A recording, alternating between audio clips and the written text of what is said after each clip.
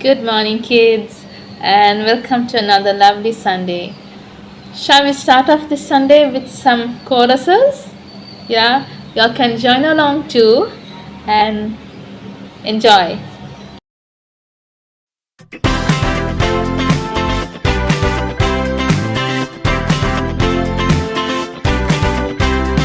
This is the day, this is the day that the Lord has made, that the Lord has made. I will rejoice and be glad in it, and be glad in it. This is the day that the Lord has made. I will rejoice and be glad in it. This is the day, this is the day that the Lord has made.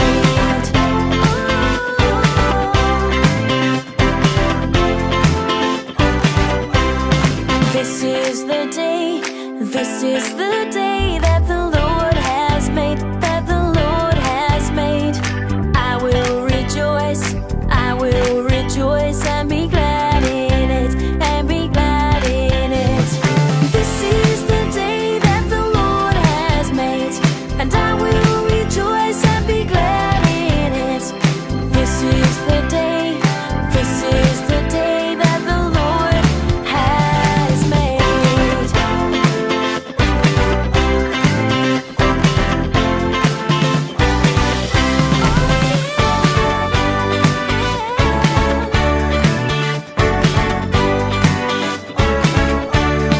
This is the day, this is the day that the Lord has made, that the Lord has made.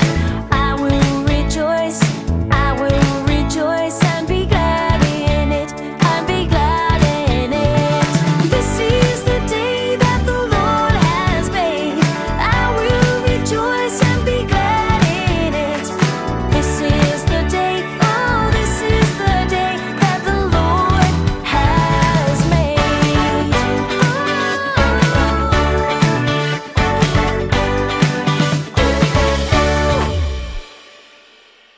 So I hope y'all enjoyed that little video clip, kids. Okay, so today's lesson is also a continuation of the story of Moses, and it's taken from Exodus chapter 16. Okay, and it's about how God provides food for the Hebrews. Okay, so now the Hebrews had been walking for more than 2 months. Yeah, and some of them were tired, they were grumpy. I'm sure their feet would have been hurting. Yeah, and also some of them were getting angry, and they were murmuring, they were talking amongst each other, saying, it would have been better if God let us let us stay in Egypt, because at least in Egypt we had enough of meat to eat, and we had enough of meat and bread to eat, whereas God has brought us out into the desert and we are sure to die of starvation. Okay, so now this is the same very people who had been asking God to help them to leave Egypt, but when they were facing trials, and when it was during hardships, yeah, they ended up turning against God and scolding God. So anyways, God heard what the people were saying. Like, even though they didn't pray directly to God, and they were talking among themselves, God still heard what the Hebrews said. And God spoke to Moses and said, you shall see, I will rain bread down from the heaven for you. Okay, so God promised Moses that he's going to rain bread down from heaven. And he told Moses to tell the people that they should only collect bread that is enough for their family for that one particular day. Okay, so say it rains bread in the morning. Okay, the head of the family should collect enough of bread to feed only his family for that one day, and not to collect extra and keep. And God also said In the morning I shall send bread, and in the evenings I shall send meat. Okay, so just like that, the next day, God, in the morning when the people woke up, they saw uh, the ground covered with frost. Okay, they was amazed to see this because they were in the desert. Okay, so frost happens only when it's very very cold. So like this frost and then ice and then snow, right? So there was frost on the ground, and when the people saw it, they were very quite amazed. So when after that, when the frost cleared off, they saw bread. Okay, and now this is the bread that God told the people to collect. So Moses conveyed that message to the people, and some of them collected. So there were people who collected just enough, there were people who collected extra, and there were people who collected even too little. So what happened to the people that collected extra? Yeah, so remember God said not to collect extra. Yeah, so these people ended up collecting extra, and when they kept it for the next day, and when they woke up the next day, and when they took a look, there were worms in the bread. Okay, yeah, and they couldn't eat it. So I guess that's what happens when you become too greedy. Yeah, and for the people who collected a little, still they had enough to feed their whole family, and all their family members still ended up with their tummies full. Okay, so that's how God sent bread in the morning, and likewise in the evenings, the people were in their tents. They saw a great number of quails. Quails are like little birds. Quails are like pigeons, kids. Okay, so God sent pigeons in the evening so that the people could catch them and eat them. Okay, I know you must be thinking, how can you eat a pigeon? Yeah, but I guess, well, if we can eat chicken, I guess we can eat pigeon, right? Sorry kids, I'm not being insensitive here. Okay, it's just how life was. Okay, so this is a picture, Auntie's Bible again. Yeah, so can you see the picture? Okay, so can you see the white stuff on the ground? Yeah, that was the bread. Okay, so the people had to collect it and eat it. So just like God promised, God sent bread in the morning and meat in the evening for the Hebrews to eat. There was also one more rule that God told Moses to tell the people, which was on the 6th day of the week. Okay, now what is the 6th day of the week? The 6th day of the week is Saturday. So God said, on the 6th day of the week, I shall send extra bread and extra quails, and I want you to collect double the amount that you do on a normal day, and this was to be for the next day. Okay, now so if 6 days Saturday, what's the next day, kids? Yeah, it's a Sunday.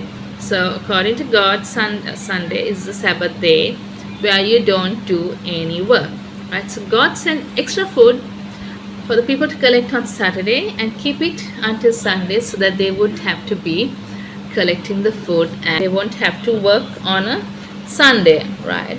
So that was how God fulfilled his promise and gave food for the Hebrews.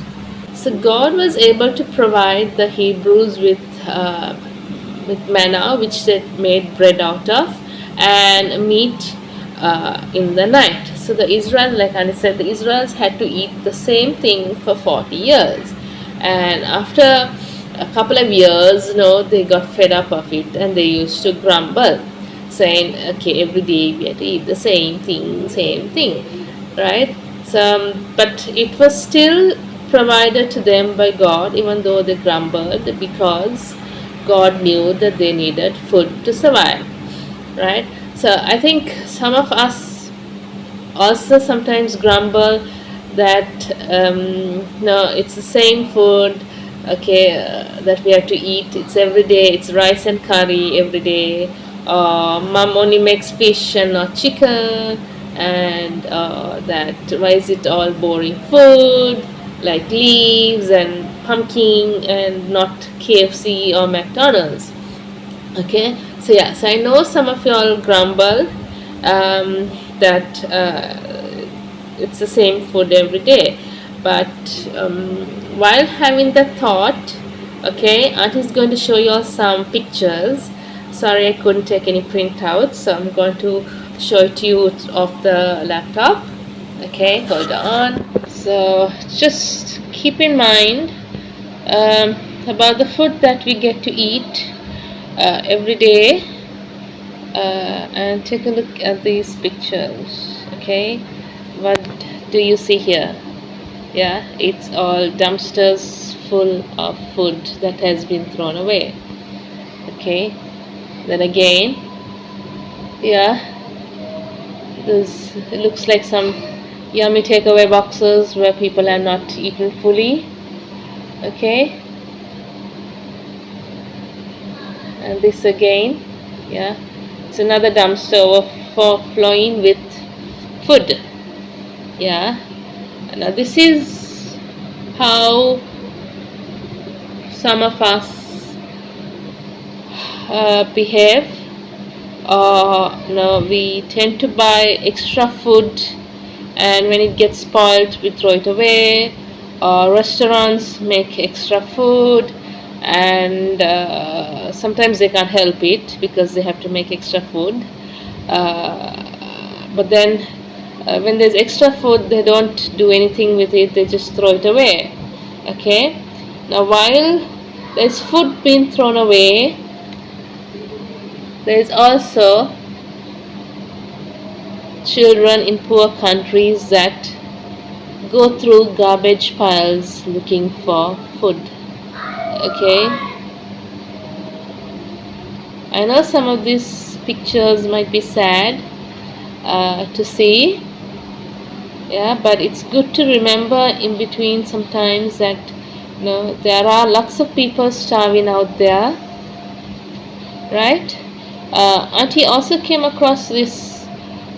This actually happens in Singapore now, where all the leftover buns and bread that's not used from restaurants and from cafes are collected, and it's distributed to poor people, right? So it started with a few people getting together and doing it, and now it's estimated that there are 1,700 volunteers who go to restaurants and pick up the buns, and they distribute it to 25,000 people within a day. Okay, now that's good work.